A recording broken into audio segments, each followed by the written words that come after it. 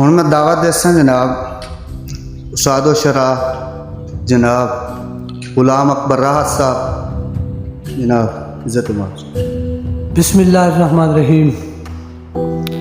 दोस्तों, सब तो पहले तो बड़ी खुशी हुई है कि भाई आसिफ बड़े खूबसूरत बिरामद नाल मुलाकात का सबब बने ने। मुख्तसर जी हाज़री खान साहब, तू खालिक राज़िक दुनिया दा, जी मैं गाफिल ते गुमराह मालिक। वाह वाह वाह वाह वेखा जेकर अपने आए बानो बू औखा दिसदा रहा मालिक। वाह वाह वाह वाह जर माल जागीर दी लोड़ भी नहीं, मुक्केन जदन गरीब दे सा मालिक। महबूब तेरे दी नगरी विच मिले रात में दफन दी जा मालिक। क्या वाह वाह वाह मेहरबानी क्या मेहरबानी क्या क्या मेहरबानी जनाब खान साहब एक अरमान कि जेड़ा नई मुस्लिमों दी जात को तू कोई किरदार खरीद विखा। वाह वाह वाह वाह क्या बात। जेड़ा नई मुस्लिम वो दी जात ओदी जात को तू कोई किरदार खरीद विखा। वो तू डिड दिया सारियां दस बाना है ओदा कोई निर्वार खरीद विखा। क्या बात और सदा राहत उधार ते विकया है, सदा राहत उधार ते विकया है। ओदा एक इनकार खरीद विखा। कई बार खरीदया है उस तैनू तू बस एक बार खरीद। क्या बात क्या बात क्या मेहरबानी क्या बात। मेहरबानी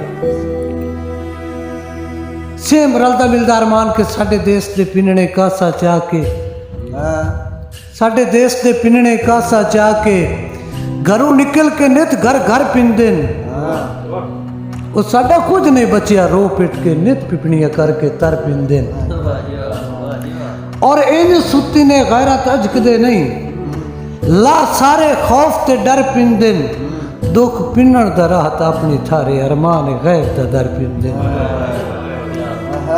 दुख पिनण दा राहत अपनी थारे अरमान गैर दा दर पिंदे। और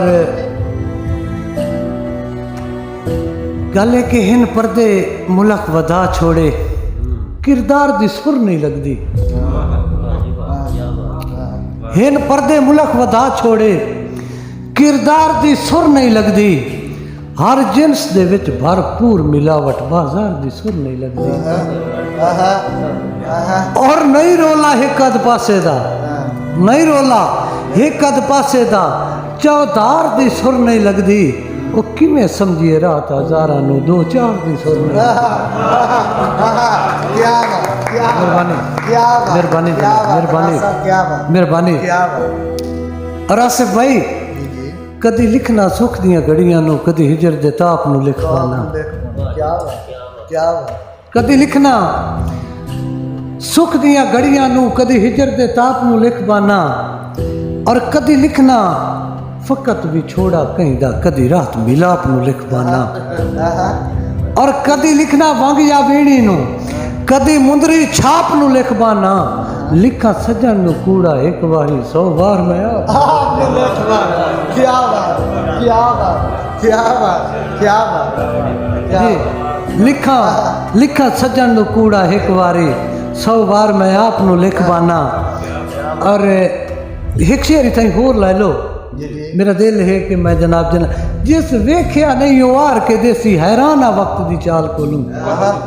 मेरे सामने जो बुजुर्ग आए तो मैनू दिल बन गया कि मैं शेर पढ़ा कि जिस वेख्या नहीं वो आर के देसी हैरान आ वक्त दी चाल को लूं।